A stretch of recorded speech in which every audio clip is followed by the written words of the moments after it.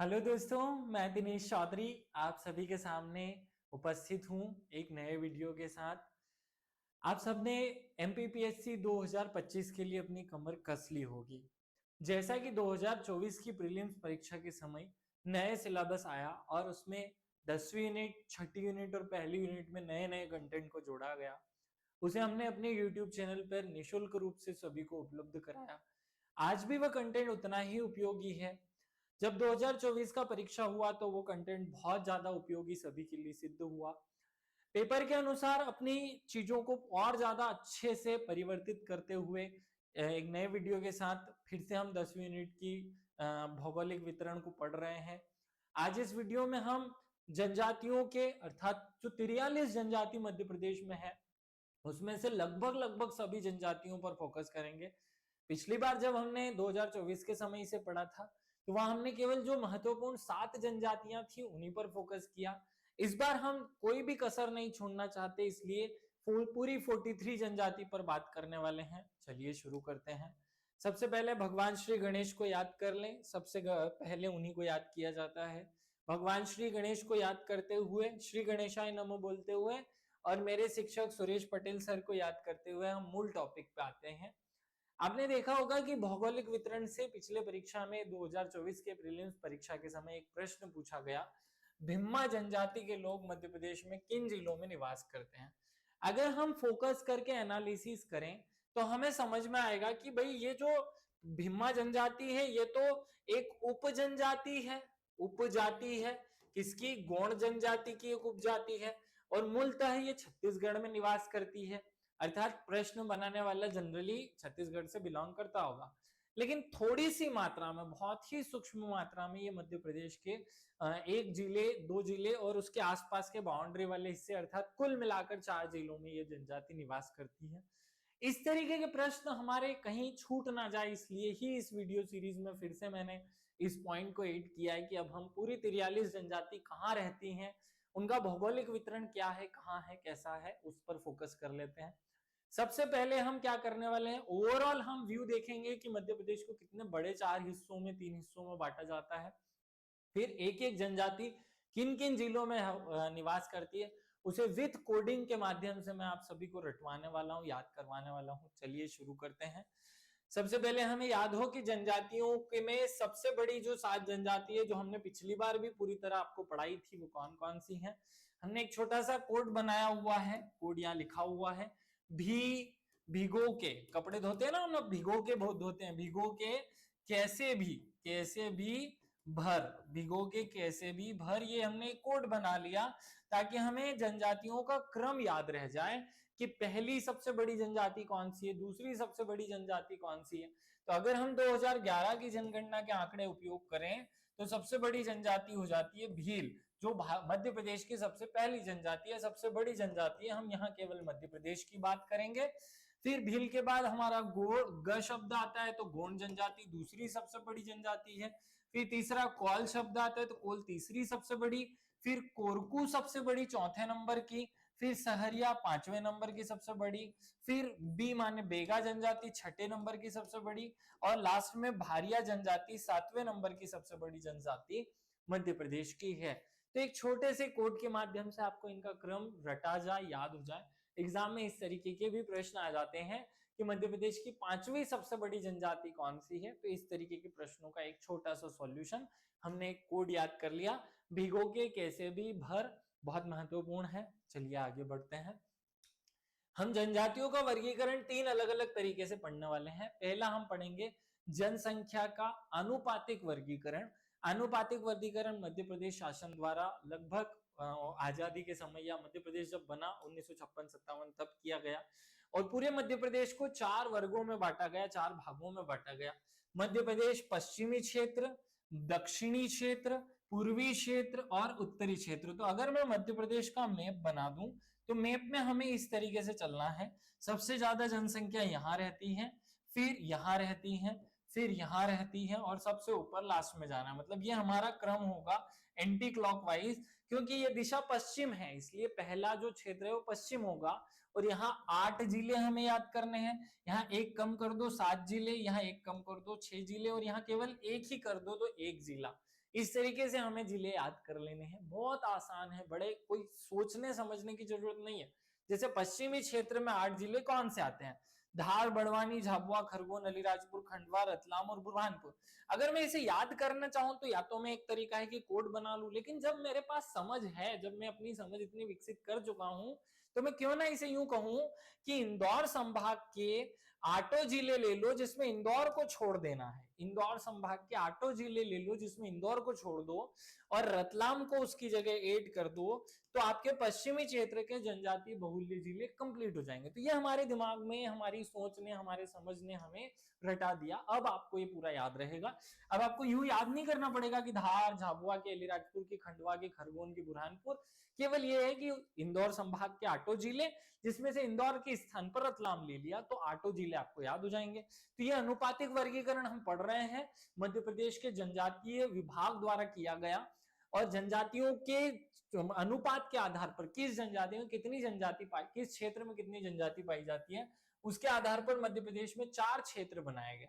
जैसे हम मध्य प्रदेश में पढ़ते हैं फसल क्षेत्र, तो पूर्वी क्षेत्र, गेहूं उत्पादक क्षेत्र ऐसे पढ़ते हैं, वैसे ही जनजाति में भी किया जा रहा है।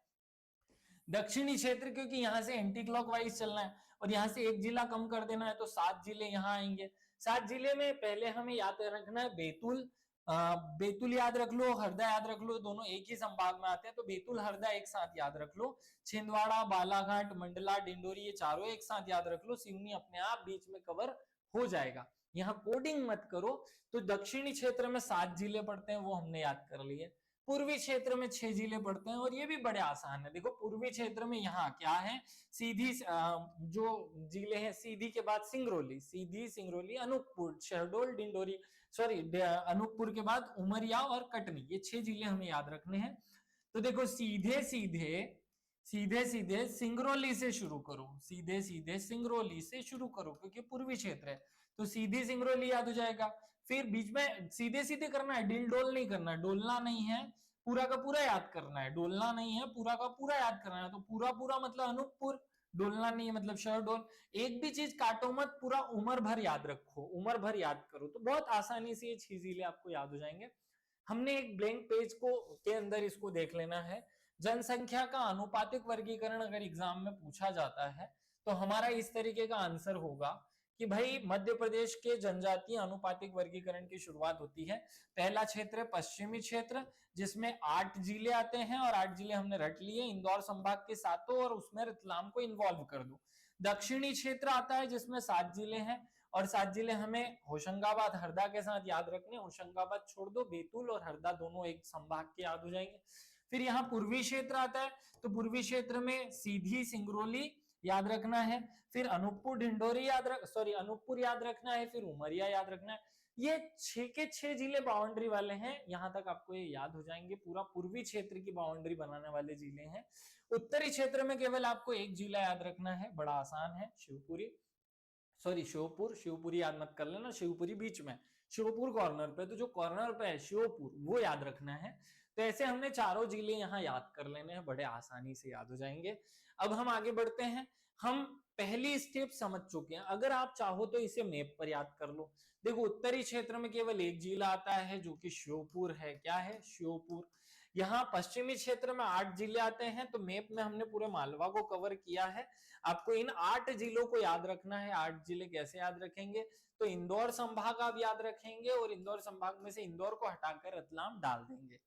फिर दक्षिणी क्षेत्र में 7 जिले हैं, पूर्वी क्षेत्र में 6 जिले हैं। आपको बड़ी आसानी से ये जिले याद हो जाएंगे जब मैप पे आप इन सबको याद करोगे। और आगे बढ़ते हैं। अब हम दूसरा वर्गीकरण पढ़ते हैं। ये दूसरा वर्गीकरण तक हमने पिछली बार भी आपको पढ़ाया था। पहला वर्गीकरण हमने जनसंख्या अनुपात में पढ़ा, दूसरा वर्गीकरण हम प्रादेशिक या सामाजिक सांस्कृतिक अनुपात में पढ़ेंगे, और इसे कहा जाता है तिवारी और शर्मा का वर्गीकरण। पिछला वाला जो हमने पढ़ा वो दुबे बहादुर का वर्गीकरण माना गया, और इसे हमने क्या कहा, तिवारी और शर्मा द्वारा सामाजिक सांस्कृतिक अध्ययन का वर्गीकरण या जनजातीय वर्गीकरण। इसमें 3 भाग बांटे गए, क्योंकि इसमें मूलतः 3 ही भाग शामिल हैं। पश्चिमी क्षेत्र के वही 8 जिले याद रखने हैं, दक्षिणी क्षेत्र के आपको वही 7 जिले याद रखने हैं और पूर्वी क्षेत्र के वही 6 जिले याद रखने हैं। याद रखना, जब हम सामाजिक सांस्कृतिक अध्ययन के आधार पर उसे बांटते हैं तो जो उत्तरी क्षेत्र है उसे हटा दिया जाता है, उत्तरी क्षेत्र को शामिल नहीं किया जाता। अर्थात सांस्कृतिक सामाजिक अध्ययन के आधार पर इसे 3 ही भागों में बांटा जाता है, जबकि जनजातीय जनसंख्या अनुपात के आधार पर इसे 4 भागों में बांटा जाता है। ये स्टोरी तो आपको पिछली परीक्षा से सेम टू सेम याद रही। थोड़ा आगे बढ़ते हैं, आज हम कुछ विशेष करने वाले हैं।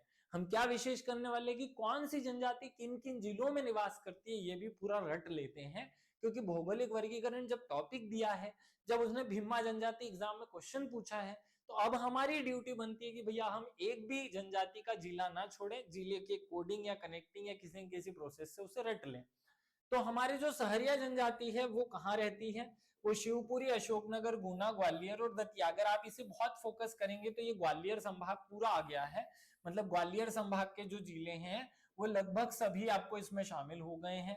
फिर मुरैना अर्थात चंबल संभाग भी पूरा शामिल है, लेकिन याद रखेंगे भिंड जो जिला है वो शामिल नहीं है। मैं भिंड को अलग से दिखाने के लिए ये लिखा हुआ है आपको कि भिंड शामिल नहीं है। भिंड में इसका मतलब सहरिया जनजाति के लोग नहीं रहते हैं, और यही एग्जामिनर का की पॉइंट होता है आपको फंसाने का। एग्जामिनर जब 4 ऑप्शन देगा तो उसमें वो हो सकता है एक यहाँ का जिला दे दे, भोपाल या रायसेन या ऐसा कुछ न कुछ, 2 यहाँ के ऑप्शन दे और एक भिंड दे। असलियत यह है कि भिंड जिले में जनसंख्या नहीं पाई जाती सहरिया की, लेकिन हम क्योंकि वो रट रखे हैं कि भैया उत्तरी क्षेत्रों में पाई जाती है सहरिया की, इसलिए ये क्वेश्चन गलत होने के प्रबल चांस है। और जब हम एग्जाम देकर घर आते हैं तो हम अपने आप को ही सही मानेंगे, ऐसा होता है, लेकिन यहाँ रियलिटी कुछ और है। फिर रायसेन या भोपाल संभाग के आपको 3 जिले याद रखने हैं, रायसेन, भोपाल, विदिशा, और आपको सागर याद रखना है। अब हो सकता है कि कुछ लोगों को इस पैटर्न पे चीजें याद ना रहे, जैसे किस पैटर्न पे कि हम संभाग वाइज याद कर रहे हैं कि ग्वालियर संभाग पूरा याद कर लो भैया, फिर चंबल संभाग में एक भिंड को हटा करके पूरा याद कर लो, भोपाल संभाग के 3 भोपाल, रायसेन और विदिशा याद कर लो, और सागर ऐड कर दो उसमें। जब आपको ऐसे याद ना हो तो इनको हम, क्योंकि ग्वालियर संभाग तो पूरा है तो उसे रटने की जरूरत नहीं है, बाकी के बचे हुए हिस्से को कोडिंग के माध्यम से याद कर लेते हैं। तो जो सहरिया लोग हैं वो कैसे हैं? भंवरे जैसे हैं। कैसे हैं? भंवरे जैसे। तो याद रखो, भंवरे की मौसी क्या है? भंवरे की मौसी गई सागर। तो सहरिया याद करने के लिए जिले याद करने हैं, तो ग्वालियर संभाग तो पूरा, तो वो तो रटना नहीं पड़ेगा। अब हमने एक कोड बना दिया, भंवरे की मौसी कहां गई? भंवरे की मौसी सागर गई। कहां गई? सागर गई। तो कैसे याद होगा? भ से भोपाल याद हो जाएगा, व से विदिशा याद हो जाएगा, र से रायसेन याद हो जाएगा, मो से मुरैना याद हो जाएगा, श से शिवपुर याद हो जाएगा, और सागर गई अर्थात सागर याद हो जाएगा। तो ये 6 जो जिले हैं ये हमने अलग से याद कर लेने हैं, अपने दिमाग में बिठा लिया, प्लस हमने जोड़ दिया ग्वालियर संभाग। अब आपको ये पूरी तरह रटा गया होगा, गुना, अशोकनगर, ग्वालियर, शिवपुरी और दतिया, ये हमने याद कर लिए हैं। बहुत ही महत्वपूर्ण है, यहाँ याद रख लेना, शिवपुर भी जोड़ दिया, मुरैना भी जोड़ दिया, सब कुछ हमने अपनी तरफ से कंप्लीट कर लिया।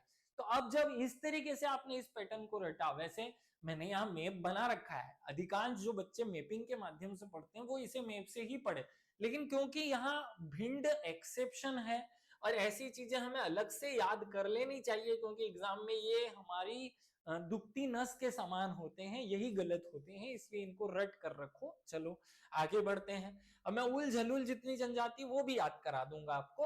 अब हम याद कर लेते हैं बेगा। बेगा जनजाति का मूल निवास किन जिलों में है भैया? चलो देख लो। तो आपको मैप पे दिखाई दे रहा होगा, यहाँ से यहाँ तक ये वाले हिस्से में बेगा जनजाति पाई जाती है, रट लिया हमने। लेकिन अगर इसे यूं याद करना चाहें तो जबलपुर संभाग के जबलपुर, घराघाट, उमरिया और सिवनी, ये 5 जिले आते हैं। शहडोल, मंडला, डिंडोरी भी आते हैं और सिंगरौली, अनूपपुर आते हैं। तो क्यों ना हम इस पूरे का ही, क्योंकि इसमें अब एक भी संभाग पूरी तरह तो आ नहीं रहा है, तो इसलिए क्यों ना इससे कोडिंग के माध्यम से पूरा ही याद कर लो। तो कैसे याद करोगे?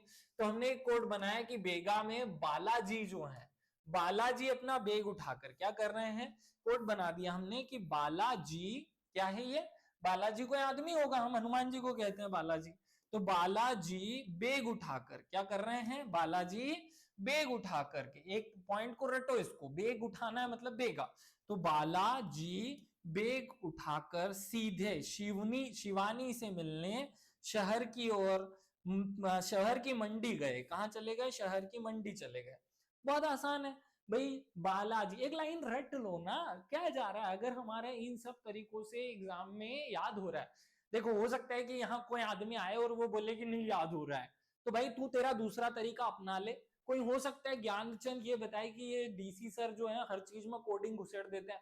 भाई मैं नहीं घुसेड़ रहा हूं, जरूरत हो तो याद करो, नहीं जरूरत है तो खुद का तरीका बना लो। अब तुमसे नहीं हो रहा है याद, तो मुझे मजबूरी वश ये याद कराना पड़ रहा है। ये मेरी मजबूरी है कि मुझे तो अपने बच्चों को याद करवाना ही है ना कंटेंट।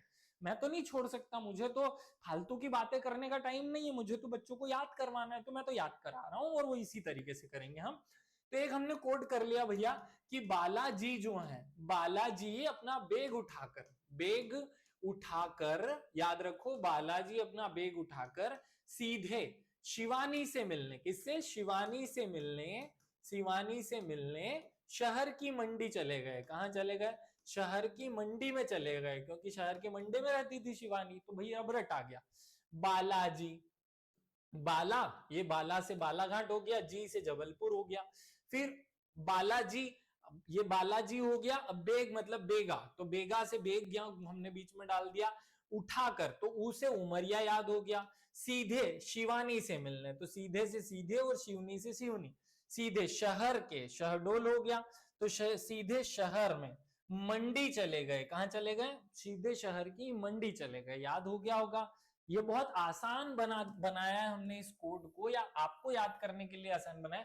अब वो यूं जो बातें करते हैं ना कि कोडिंग सब जगह नहीं करनी चाहिए, तो भैया तू मैप से कर ले। देखो जिन बच्चों में योग्यता है मैप से याद करने की, उनको हो जाता है, उनको नहीं होता कंफ्यूजन, वो मैप से करे। जिनको मैप से नहीं याद होता है वो ऐसे याद कर लो, और ऐसे भी अगर याद नहीं रहता तो फिर तीसरा प्रोसेस है कोडिंग से याद कर लो चुपचाप, जो मैंने आपको बनाया हुआ है। चलो आगे बढ़ते हैं। अब हम तीसरी जनजाति पे चलेंगे, भारिया जनजाति, क्योंकि एग्जामिनर का पैटर्न ही ऐसा है ना, वो 4 जिले हमें दे देगा और पूछेगा कि भारिया जनजाति कौन से एक जिले में नहीं रहती। अब यहाँ होता क्या है कि 2 ऑप्शन तो हम फटाफट निकाल देते हैं, क्योंकि उसमें वो एक झाबुआ डाल देगा, एक अलीराजपुर डाल देगा, हमें पता चल जाएगा कि नहीं यहाँ तो भील रहता है। लेकिन 2 ऐसे ऑप्शन होंगे जो हमें बहुत नजदीक वाले होंगे, और ऐसे में कौन रिस्क ले यार, क्या बार बार परीक्षा देते रहेंगे? तो फिर कोड बनाओ। कितना अच्छा कोड है, हसीना पसीना कछूना। क्या बोला? हसीना पसीना कछूना, क्या लिख दिया हमने? हर भाई बहुत सारा भार उठा लिया माथे पे, आप लोग उठा रखे हो ना अपने माथे पे, पास होंगे कि नहीं, इन सब बातों का भार आपने अपने माथे पे उठा रखा है। तो अब भार उठा लिया तो हंसोगे भी नहीं, फंसोगे भी नहीं। हसीना पसीना कछूना, किसी को कुछ कह नहीं सकते, पसीना आए तो चुपचाप पहुंचकर हंस भी नहीं सकते। तो हसीना पसीना कछूना, अजब सी उड़ी भार उठाकर। हसीना जो है उसे पसीना आया और उसने किसी को कुछ नहीं कहा, अजब सी उड़ी भार उठाकर, बस इतना ही तो है, कहानी खत्म। हसीना पसीना, हसीना पसीना कछूना, अजब सी उड़ी भार उठाकर। आप लोग उड़ तो रहे हैं आसमान में। पीएससी की तैयारी जब हम करते हैं तो बहुत टेंशन होती हैं, बहुत समस्याएं जीवन में झेलनी पड़ती हैं। मैं उन सभी समस्याओं को जानता हूं, क्योंकि एक समय मैं भी स्टूडेंट रहा, पास हो गया, एक पोस्ट पर हूं, लेकिन मुझे वो पता है कि क्या सिचुएशन होती है जब आपको जो चीजें आपको झेलनी पड़ती है। इन सब टेंशन से हमारी दिमाग की क्षमता और कम हो जाती है, इसलिए कोडिंग बहुत जरूरी है। चलो तो याद कर लिया हमने। हसीना, भाई भार उठाया किसने? हसीना पसीना, हसीना पसीना कछूना, बस इतना याद करो, हसीना पसीना कछूना। फिर क्या? अजब, अजब सी, अजब उड़ी वो भार उठाकर, अजब उड़ी वो भार उठाकर, बस इतना ही तो याद करना है। तो हसीना फसीना तो कैसे याद करोगे? हसीना से, ह से होशंगाबाद, सीना से सिवनी, और न से नरसिंहपुर, ये 3 याद हो गए। पसीना तो प से पन्ना और सतना, तो पसीना याद हो गया। फिर कछूना तो क से कटनी और छिंदवाड़ा, ये कछूना। तो हसीना पसीना कछूना।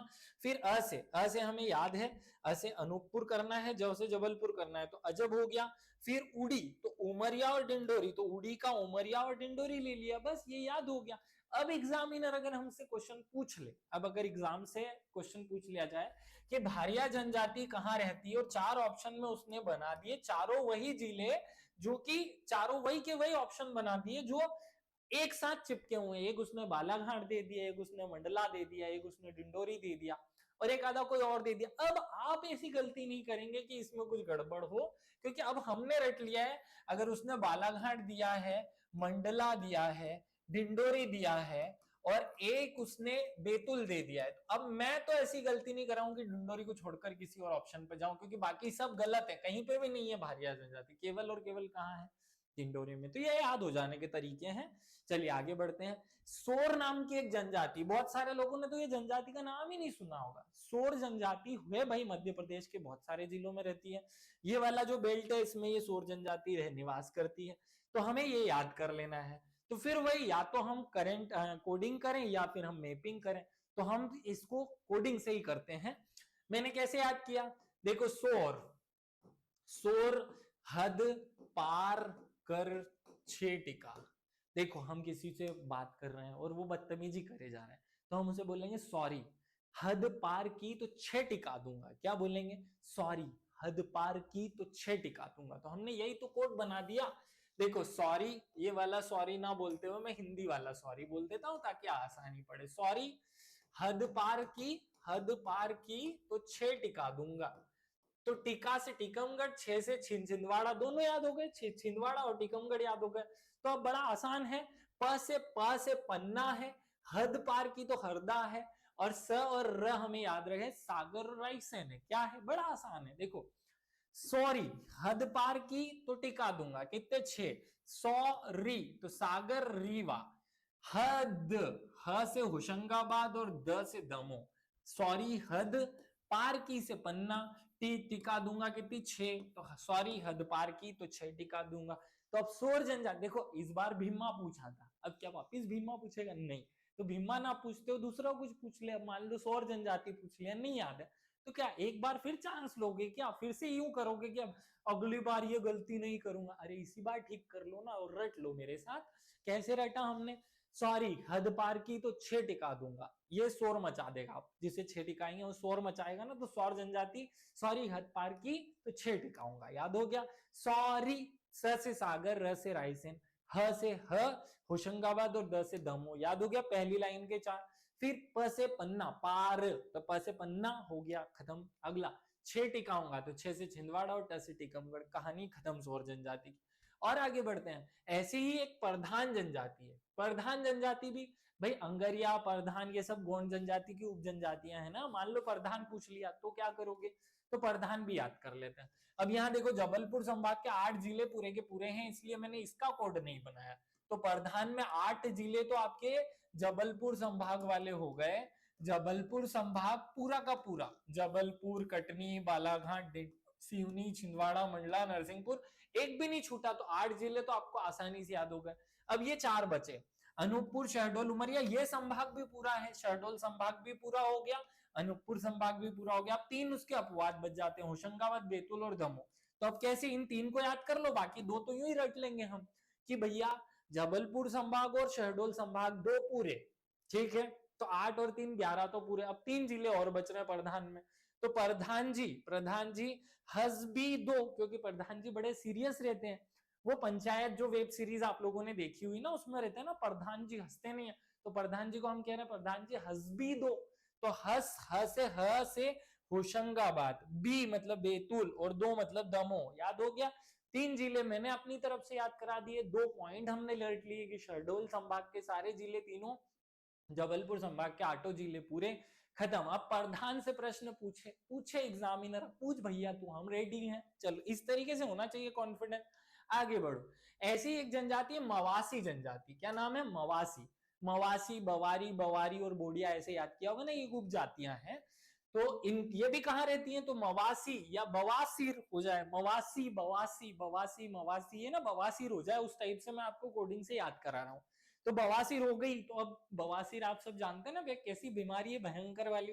तो अब आदमी है ना खाने की कोशिश नहीं करता, क्योंकि खान तो ले जाने में दिक्कत आती है, तो खाने में दिक्कत आती है तो भूखा रहेगा। तो फिर कोड है भूखे, भूखे को होश कहाँ बचा। क्या बना कोड, भूखे को होश कहाँ बचा। क्या बनाया हमने कोड कि बवासीर मवासीर हो गया, तो अब क्या आदमी भूखा रहेगा, तो भूखे को होश ही कहाँ बचेगा। तो कोड है भूखे को होश कहाँ बचा। क्या बनाया, भूखे को होश कहाँ बचा, ये याद रख लो। भ से भोपाल, ख से खरगोन, को छोड़ दो, हो से होशंगाबाद, स से सतना और ब से बैतुल और च से छ कर लेना छिंदवाड़ा। बड़ा आसान है। अगर यूं सोच के करोगे कि इतनी सारी कोडिंग कैसे होगी तो फिर तुम्हारा कुछ नहीं हो सकता भैया, तुम्हारा कुछ नहीं किया जा सकता। तुम मत देखो इस वीडियो को, यहीं पर यूट्यूब से बाहर चले आओ और तुम कोई कुछ मत करो, तुम अपने हिसाब से तैयारी कर लो। दो तरीके हैं, या तो मैं मैप बनाऊं ये जैसे मैंने बनाया और मैप पे मैंने ऐसे इसको रट लेना है, या तो ये तरीका है, या फिर दूसरा तरीका हम कोडिंग कर लें। तो क्योंकि मुझे कोडिंग ज्यादा अच्छी लगती है, मैपिंग मेरी कम है, मैं कमजोर हूं मैपिंग में, मेरा थोड़ा सा हाथ थोड़ा इसमें त्रस्त प्रस्त है, और यहाँ मैं इतनी रिस्क भी नहीं लेना चाहता, मतलब मुझसे तो नहीं लिया जाता भैया इतना रिस्क कि मैं देख लूंगा, ये वाला सीन हमसे ना होता है, इसलिए हम तो याद कर लेते हैं। चलो कर लिया। आगे, अब पनिका जनजाति है, तो पनिका जनजाति जो है वो भी 4-5 जिलों में रहती है। पनिका जनजाति मध्य प्रदेश की सबसे सीधी सादी सुंदर सी सुशील सी जनजाति है भैया। तो पनिका जनजाति को कैसे याद रखें? हाँ, पनिका जनजाति जो है वो है तो सीधी, लेकिन जब शहर आ जाएगी तो फिर बिगड़ने की कोशिश करेगी। तो सीधे संग आऊं शहर, क्या बनाया हमने कोड? पनिका।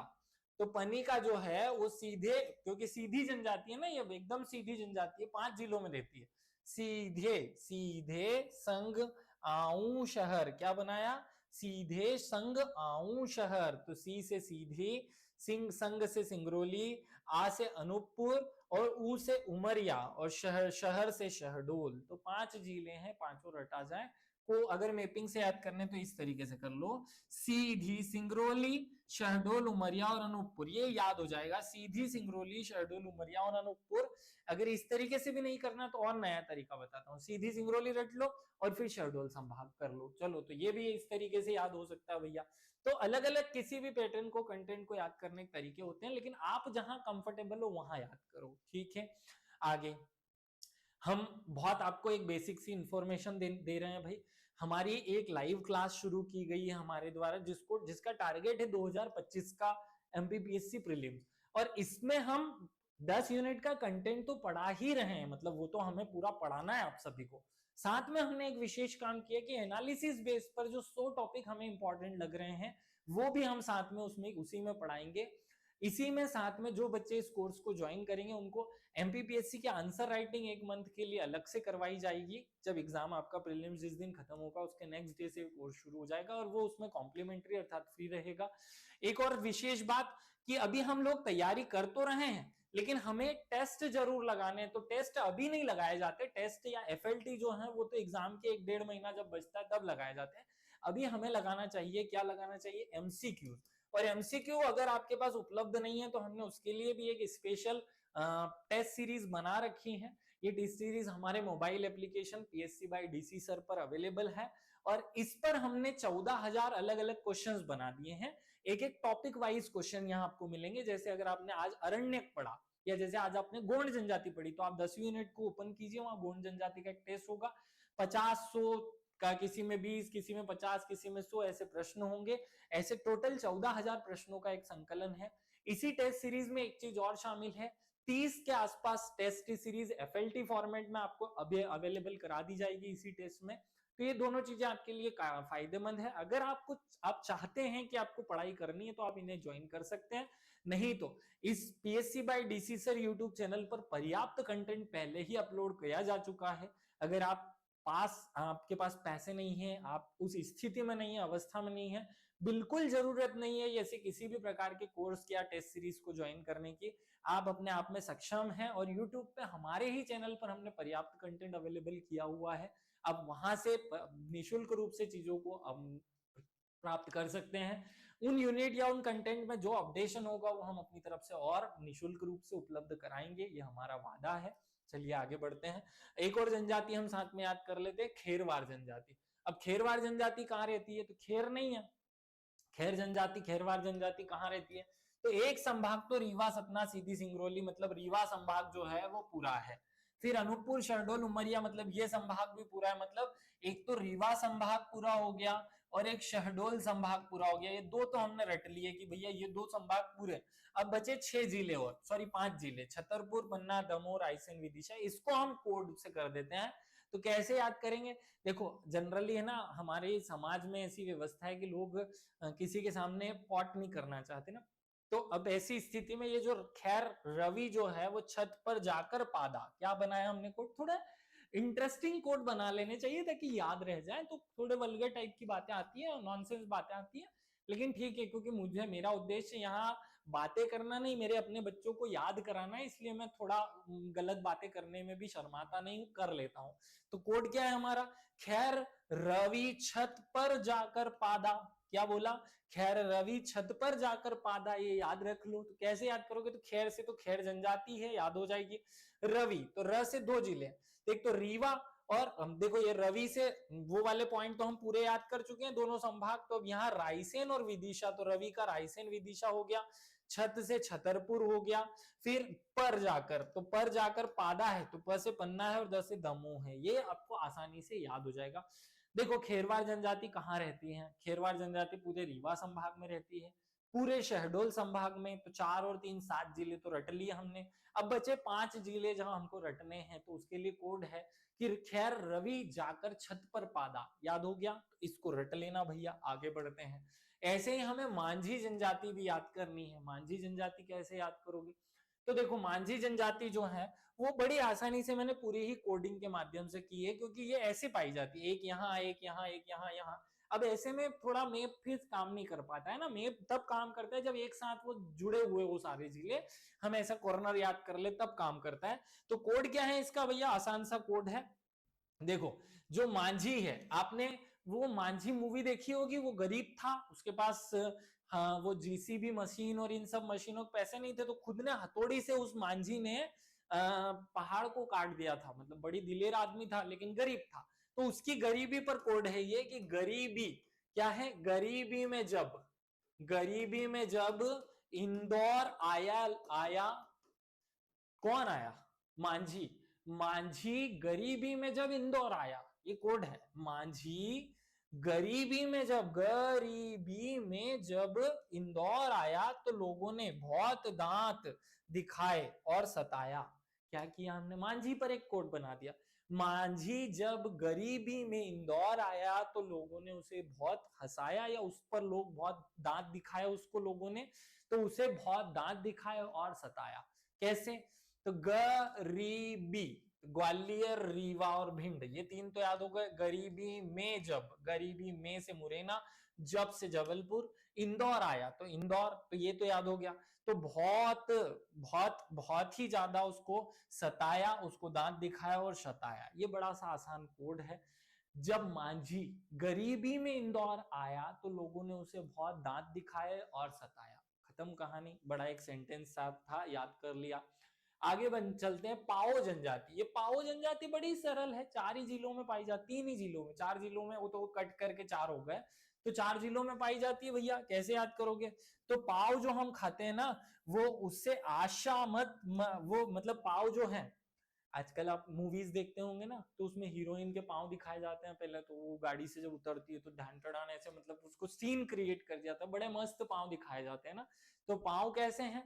बड़े मस्त है ना। तो पांव से आशा बड़ी मस्त है, तो पांव की आशा बड़ी मस्त है।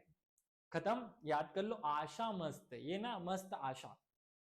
अरे वैसे भी जो मुंबई में लोग रहते हैं ना, वो पाव खाते हैं। हमारे यहाँ तो पोहे खाए जाते हैं इंदौर में तो, लेकिन कुछ लोग पाव खाते हैं। तो पाव से बहुत आशा मत रखना कि पेट भर जाएगा, आशा मत मस्त रखना है ना, तो मस्त नहीं हो पाओगे उससे। तो आशा, ये 2 शब्द है, आशा और मस्त। कैसे याद किया? तो मस्त में ये म से मेहर है और स से सतना है, आ से अनूपपुर और शहडोल है। तो ये 4 जिले थे, बड़े आसान थे इसलिए याद कर लिए। इसका बहुत ज्यादा टफ कोड नहीं था, छोटा सा 2 शब्द है इसलिए मैंने उसको जोड़ा भी नहीं, ऐसे याद रह जाएगा। आशा मस्त। ठीक है, चलो आगे बढ़ो। अंगरिया जनजाति हमने पढ़ा हुआ है। अगरिया, प्रधान, ओझा, सोलाहस, कोयला भूतीस, ये सब गोंड जनजाति की उपजातियां हैं। तो इस अगरिया जनजाति के निवास क्षेत्र कहाँ कहाँ पर है, क्योंकि इसके जिले हमें याद करने पड़ेंगे। तो इसके जिले 6 हैं, हम याद कर लेते हैं। देखो अंगारा उड़ा, सीधा शहर आया। अंगारा, ये देखो गांव के जो बच्चे होते हैं उनमें अगर आग लग जाती है ना कि नहीं मुझे कुछ बनना है, तो उड़ करके सीधा शहर आता है। आप में से भी कुछ लोग आए होंगे। तो अंगारा उड़ा और सीधा शहर आया, ये याद हो जाएगा आपको। तो अंगारा उड़ा, अंगारे से अंगारेजा जनजाति, ऊ से उमरिया, द से डिंडोरी, तो ऊ से उमरिया और ड से डिंडोरी याद हो जाएगा। सीधा, सी से सीधी और शहर से शहडोल, तो सीधा शहर आया। अंगारा उड़ा, सीधा शहर आया। और फिर क्या है, आया से, आ से क्या हो जाएगा, आया से अनूपपुर। और ये क्योंकि इधर की तरफ अंगारा उड़ा सीधा, तो सर से सीधी सिंगरौली एक साथ वहीं चिपका लो, तो पांचों 6 के 6 जिले आपको याद हो जाएंगे। अब अंगारा उड़ा सीधे शहर आया, भाई किसी बच्चे में अंगारा लग गया ना, आग लग गई, तो अंगारे जैसा वो उड़ा और सीधा शहर आया। कोड बड़ा आसान है। चलो आगे बढ़ते हैं। उराव जनजाति, उराव जनजाति भैया कुछ जिलों में पाई जाती है, ये याद रखना। 7 जिलों में उराव पाए जाते हैं। कहां कहां पाए जाते हैं याद कर लो। अजब से भोले नर है उराव इस दौर में, क्या याद किया हमने, बहुत आसान सा कोड है। शांति से इस वीडियो को पॉज करके एक बार कॉपी में नोट तो करो। अजब सा सीधा इंसान है, इंसान नहीं नर है, अजब सा सीधा नर है उराव इस दौर में। कैसे, अजब, अजब, अनूपपुर, जबलपुर और बड़वानी, अजब सीधा, सीधा मतलब भोला, अदब सा भोला, तो भोला से क्या हो जाएगा, भोला, भोला से भोपाल, तो नर है, न से नरसिंहपुर, अजब सा सीधा नर है, अजब सा भोला नर है इस दौर में, इस दौर में मतलब इन दौर में, तो उराव इंदौर में भी पाए जाते हैं, ये भी याद रख लेना। भोपाल, जबलपुर याद रख लेना। कोड बड़ा आसान है, अजब सा भोला नर है इस दौर में उराव। उराव जो है ना बहुत सीधा है, खैर सीधी जनजाति बनी का है, लेकिन हमने कोड में इसको बना लिया कि अजब सा सीधा नर है, अजब सा भोला नर है उराव इस दौर में, याद हो गया। चलो आगे बढ़ते हैं। कंवार जनजाति, तो कंवार जनजाति मतलब कुंवारा। तो देखो गांव के लड़के तो एक कम उम्र में शादी हो जाती है उनकी, क्योंकि उनके ऊपर जमीन जायदाद वाला सीन होता है, और उनके बाद शादी के बाद वो फिर बच्चे पैदा करने, परिवार को संभालने और इसी लाइन में लग जाते हैं। लेकिन शहर के जो बच्चे हैं वो अखंड कुंवारे हैं, हमेशा कुंवारे रहते हैं, हमेशा कुंवारापन का भाव उनमें रहता है। तो कैसे याद किया हमने, कुंवार जनजाति को कुंवारा बना दिया, कुंवारा शब्द कर लिया। तो शहरी जो है वो अखंड कुंवारे, ऐसे याद कर लिया। तो शहरी से शहडोल याद हो गया, शहर से शहडोल, अ से अखंड से अनूपपुर और खंड से खंडवा। केवल ये 3 जिलों में कुंवारे पाए जाते हैं, शहडोल, अनूपपुर और खंडवा, याद हो जाएगा। कैसे, या मैप से कर लो, खंडवा, अनूपपुर और शहडोल, अनूपपुर शहडोल दोनों एक साथ, और खंडवा यहाँ केवल कुंवारे जनजाति 3 जिलों में पाई जाती, चौथा कोई जिला आ जाए तो मत लगाना, वो आंसर नहीं होगा। आगे बिजवार जनजाति, तो बिजवार से, बिजवार है ना इसका नाम, बिजवार, बिजवार लिखा हुआ है ये। तो ये जो बिजवार जनजाति है ये बीज 2 जिलों में पाई जाती है, बालाघाट, सिवनी। कैसे याद करें, तो बीज जो है वो बासी बोने चाहिए। हमारे खेतों में अभी बुआई हो रही है, मालवा के पूरे क्षेत्र में गेहूं बोने का भी समय चल रहा है, गेहूं की बुआई चल रही है, अर्थात रबी की फसल है। तो रबी की फसल में सब सिंचाई करते हैं, बीज जो है वो पिछले साल वाले यूज करते हैं, मतलब बासी। तो ब से बालाघाट, स से सिवनी, तो बासी बीज यूज करने चाहिए, ताजे। अरे देखो अभी मैं सब्जी लेकर आया और करेले में से बीज निकले, अगर वो मैंने बो दिए तो सड़ जाएंगे, तो हमें वो वाले बीज को बोना नहीं, उन्हें तो कमरे में रख देना है, राख के या मिट्टी के साथ लपेट करके, उनको अगले साल या 2-3 महीने बाद यूज किया जाता है, मतलब बासी बीज यूज किया जाता है। तो बासी जो है बीज यूज किया, तो बीज माने बिजवार और बासी, तो बासी से बालाघाट और सिवनी, याद हो जाएगा आसानी से। चलो आगे बढ़े। अब बंजारा जनजाति है, तो आपने बहुत सारी मूवी में बंजारा जनजातियों की लड़की को बहुत सुंदर तरीके से प्रेजेंट किया जाता है, मतलब सुंदरता को प्रेजेंट करने के लिए बंजारा जनजाति की लड़कियों को उपयोग किया गया। तो हमने उसी पे एक कोड बना दिया कि वो बंजारन जो है वो मक्खन सी है। कैसी है, मक्खन सी। भाई यहाँ मैं फिर से रिपीट कर दूं, है ना, ये जो मैं कोडिंग करता हूँ इसमें कुछ वल्गर शब्द किसी को कुछ बोल दिया जाता है, तो ये मैं किसी को आहत नहीं करना चाहता। मेरा केवल और केवल एकमात्र उद्देश्य आप सबको ज्ञान या आप सबके दिमाग में चीजों के कॉन्सेप्ट को सेट करना है। तो प्लीज उनको दूसरे तरीके से ना लें, केवल याद करें, आगे बढ़े, हमारे पास इतना टाइम भी नहीं है। तो बंजारन, एक बंजारन मक्खन सी, क्या कोड बना दिया, मक्खन सी। तो मक्खन याद रखना है, मक्खन, मक्खन कैसे याद रखोगे, तो म से मंडला, एक ख से खरगोन और एक ख से खंडवा। मंडला, खंडवा और खरगोन, इन 3 जिलों में बंजारा जनजाति मूल रूप से पाई जाती है। वैसे तो बंजारे घुमक्कड़ जनजाति है जो सब जगह पाई जाती है, लेकिन फिर भी इन 3 रूपों में, 3 जिलों में ये जनगणना के आंकड़ों के हिसाब से, जनगणना का एनेक्स्चर जो 7 है वहां पर ये लिस्ट बनी हुई थी, वहां से मैंने आपको टिपा दिया है, मैं भी वहीं से पढ़ा रहा हूँ, याद कर लेना। अब है पारधी जनजाति। देखो पारधी जनजाति जो है ना, इसको बड़े आसानी से याद करो कि जो हमारा भोपाल के आसपास का जिला है वो पर्दे में रहना चाहते हैं, मतलब पारधी जनजाति है वो। तो भोपाल, सीहोर, रायसेन के मतलब भोपाल, सीहोर, रायसेन ये 3 जिले और इनके तीनों के 3 पड़ोसी, गुना, अशोकनगर, विदिशा। अब यहाँ मैं कोड नहीं बना रहा हूँ क्योंकि मैं ज्यादा कोड बना दूंगा तो फिर याद नहीं होगा। थोड़ा सा कोड बनाओ, थोड़ा सा मैपिंग करो और थोड़ा सा छोड़कर ऐसे याद कर लो कि पारधी 3 जगह पाई जाती, तो 2 जगह पाई जाती है, 3-3 ग्रुप में। पहले भोपाल संभाग के 3, भोपाल, सीहोर और रायसेन, याद हो गया। अब गुना, अशोकनगर, ये गुना, अशोकनगर, विदिशा, ये तीनों और ये तीनों टच में है। देखो ना, ये मैप पे अगर मैं बनाऊंगा तो ये एकदम टच में पाए जाएंगे, है ना, तो ये याद हो गया। चलो आगे बढ़ो। सोनूर जनजाति, ये एक सोनू जनजाति है, ये सोनू भी बड़ी अच्छी लगती है। तो सोनू जनजाति ने, देखो पर्दे के पीछे छुपकर नाटक करती है। ये सोनू जो है ना हमारी, ये पर्दे के पीछे छिपकर नाटक करती है। कैसे? परदा, प से पन्ना, र से रायसेन और द से दमोह, पर्दे के पीछे, है ना। तो पर्दे के पीछे से सागर, छुप कर मतलब छतरपुर, नाटक करती है तो न और टक मतलब नर्मदापुरम और टक टिकमगढ़, याद हो गया। सोनू जो है वो पर्दे के पीछे छिपकर नाटक करती है, सोनू पर्दे के पीछे से नाटक करती है। ये मैप भी है, चाहो तो मैप से याद कर लेना, चाहो तो बिना मैप से याद करो तो कोडिंग कर लो। और अगर इतने ही विद्वान हो तो ये यूं ही याद हो जाएगा आपको, अगर इन दोनों की जरूरत नहीं है तो। अब आते हैं हलवा। देखो हलवा जो है वो छोटे छोटे बालक खाते हैं, है ना। अपनी जो बाला है वो हलवा खाती है, तो बाला जो है हलवा खाती है, तो कैसे याद करोगे? तो बाला हलवा, बस बाला हलवा, ये बोल लो 2-3 बार तो हलवा जनजाति केवल एक जिले में बालाघाट में पाई जाती है। कहाँ? बालाघाट में, याद रह जाएगा। बालकों को हलवा खिलाया जाता है।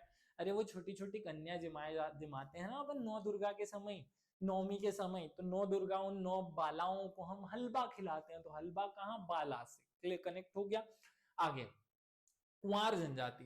देख, तो कुंवर जनजाति है, कुंवार जनजाति है, ये शहडोल में पाई जाती है, याद रख लेना, दोनों में कंफ्यूज मत होना, एक साथ लिखना। अब है मूडिया जनजाति।